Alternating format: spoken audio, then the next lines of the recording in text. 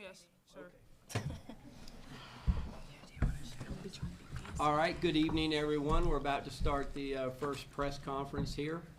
I want to remind you that there is no filming of the press conference. I'd also like to remind you that if you have a question when we open it up for questions, please raise your hand. We'll get the microphone to you, and then you can ask your question. All right, Coach, could you please start with an opening statement? Yes, thanks for having me. First, just incredibly excited for our women. These three leaders and captains right here led us all the way to this magical moment. You know, at the end, it was really important that we celebrate, even though they're so about excellence. They didn't want the end to go the way that it did and it to get as close as it did because they're about excellence. We reminded each other, celebrate. This is the biggest moment in Longwood women's basketball history so far. We hope there are more big moments after this. And just so incredibly excited for our women. And just the reminder that to get somewhere like this, what these women have to sacrifice and what they have to do and what the staff has to do, you know, there's just so many challenges. We've had tragedies on our team. We've had people go through hardships this year. And all of those things can either break you or forge you closer together. And this group, every single time, chose to forge closer together. And I'm so excited for all of them. Okay, at this time, we're going to open the floor up for questions for the student athletes. We'll come back and get Coach, but we're going to start with student athlete questions. Does anyone have a question for the student athletes? Can we get the mic right there? Yeah, Keela, you 32 points tonight. What it seemed like early on, especially, you know, you could get whatever you want in the paint. Did you kind of feel like that as the game went on? Yeah, I kind of just got a feel for the game in the beginning. Most of the time, my team, like, they always tell me to just go to work, and I think I took that literally today and try to make every basket. Okay, other questions for the student athletes? Can we go back in the back there? And this is for any player who wants to answer, but I know the coach said hopefully there are more big moments coming, but how big was this moment to win the first NCAA tournament game in school history, and how'd you kind of all soak it all in? I know you got to move forward because there's more business to be done, but how'd you kind of soak it all in the moment on the court? Tredasia, could you please answer that?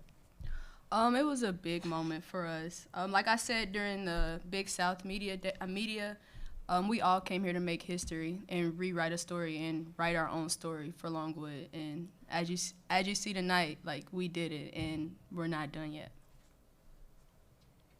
Can we get the mic back there? Once again, for anyone, Kyla, I'd especially like to hear from you because I saw so much emotion from you out there in that fourth quarter. When things got tight in that fourth quarter, you know, up by 20, all of a sudden, 5-7 point game. What were you telling yourself? What were you all saying in huddles? And where did that fight come from? Just to not panic and to remember who we are and that, you know, it's getting closer, but we have, you know, great scorers that we could always get it right back and score right back with them. So I think there was a run where, like, 3 would hit a shot, and then we would go hit a shot, she'd hit a shot, we'd go back and hit a shot. Like, we're a type of team that we're always going to try to get it back, and I thought we were trying to do that, and when we couldn't get it back, that's where we were getting a little frustrated and, like, so let's say we're competitors. So towards the end, we want to keep getting it back. But the win, I guess, is pretty good. So. Right here. Listening to your press conference previously and some other things about your coaches, how they prepare you, some things that you all do, mindfulness and motivational speakers. I mean, how important has that been, and how has the coaching staff helped you to prepare for games and, you know, take it all in as you go? Tredasia, could you answer that, please? It's very important. I know I do mindfulness now before every game, and just to have that tool is amazing. Like, I didn't even know what that was until we first started. And just, like, knowing what could get me in a certain space is always great to have as an athlete. Any other questions for student athletes? Once, twice? Oh, right. I'll go again. For any of the players, have any of you guys thought about NC State, or is that something that you just kind of, you know, all your focus goes to that tomorrow? Let's start with Akila on that one, please. I think we have. I mean, we wanted to beat this team so we could play NC State. So, yeah, we're thinking about it, but we just have, like, more film to watch, more preparation. Any other questions? All right. Ladies, congratulations. You're Thank you. excused. Thank you very much. Thank you. Thank y'all. I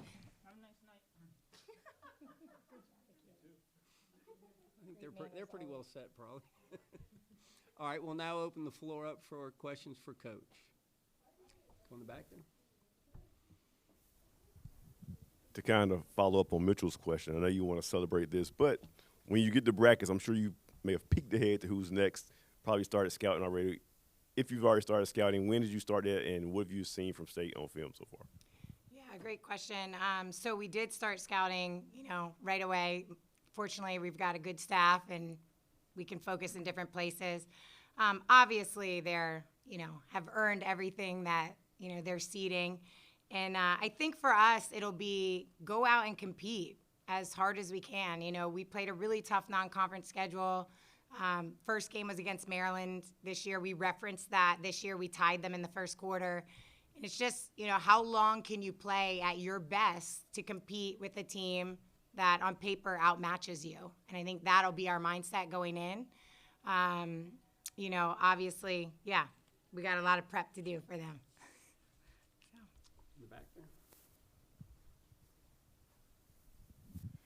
From looking at your social media, you're big on the history of women's sports and the history of the game. So this is obviously the first four. And so I wanted to ask, what did it mean to be a part of this and to be surrounded by the March Madness branding? And what do you think about the atmosphere out there today? Yeah, thank you. Great question.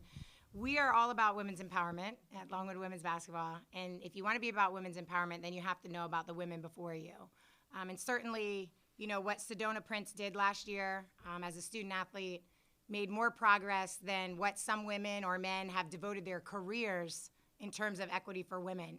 And her speaking up, and I think just recognizing the power that student athletes have at this time in history. And I think there have been great strides this year. Obviously, the student athlete experience this year is supposed to closely match the experience of the men, step by step along the ways, and I think our women have benefited from that.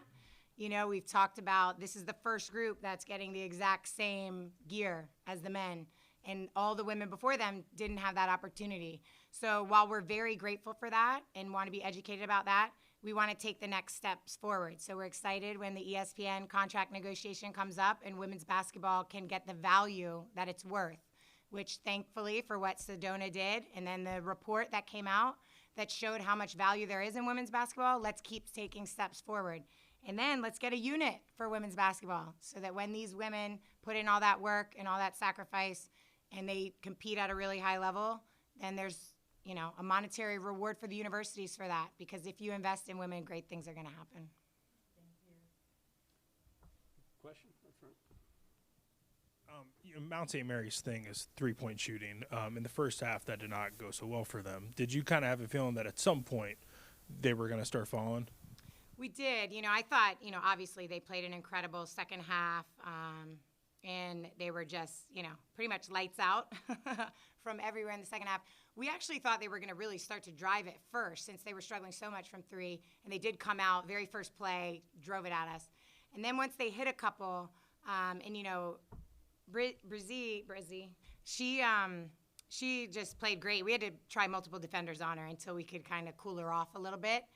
So I thought she did a great job. And they have such veteran guards, a super senior. They've got, fifth-year senior. So we anticipated that run. Typically, we handle that better than we did today. And I think that's why our women, were kind of looking around like, come on, let's get this. But again, I thought, our response down the stretch was veteran and, by our own leadership to just stay the course, find a way to win the game. I thought we did a good job with that. Yeah. Question over there. Were your advantages in terms of quickness and athleticism against the Mount, were they even bigger than you thought they might be? Great question. I thought that we could force them to play the pace that we wanted to play. They're certainly under, they don't have everybody right now available due to injury. So that is a factor in the games that you look at as a coach. And so we already want to push the pace of the game, and then knowing that they were not, fully staffed. I didn't know that we would do exactly what we did to start the game. That's how we played in our championship game. And at that time, I thought that was kind of a special moment, really related to that opponent. And so when we came out and did it again, I was like, okay, we're in a different kind of space here. I wasn't sure we'd be able to do that on this stage, and they had already been on this stage. They were here last year, so it wasn't as new of an experience for them. So I think, you saw us come out in that space, and then you saw maybe some of the nerves hit us of the environment, as they started to make their run. So there. Hi, Coach Grace Burrow at WGBN. From your old stomping grounds in D.C. and Northern Virginia, I was wondering if you maybe just share a point of reflection on your time at Osborne Park and in that high school level to where you are now sitting in this chair. Yeah, great question. So my time at Osborne Park, my time at Forest Park, and my brief time at Hilton, all in Prince William County, where I was born and raised, went to school. My entire family teaches there. One of my brothers, Nate, actually texted me today just saying that he's telling everyone he knows his sister's coaching in the NCAA tournament. And I text him back, because he's a coach, a whole coaching family, and I said, Nate, everything that we did at that level translates. It translates. And I think, for the lessons that have been instilled in me from my parents, and then also from the great coaches that I've worked with, it's that you teach. You guys were asking, how did they respond in those moments? What were we saying? And we were saying, be in the present moment, right? Let's get this next stop. Let's make the next adjustment. So you're teaching the whole time throughout the game. And then if you do that enough, and they believe like they do, and they commit to one another, then really, really special things happen. So grateful for all those players that I got to coach and got to learn as a young head coach, as a high school coach. I value all of those experiences, and my heart is still in some of those places too. Any other questions? All right, Coach, thank you very much. Thank you. Congratulations. Thank you, everybody, for the coverage. Yeah, thank you. The Mount St. Mary's press conference should be starting shortly.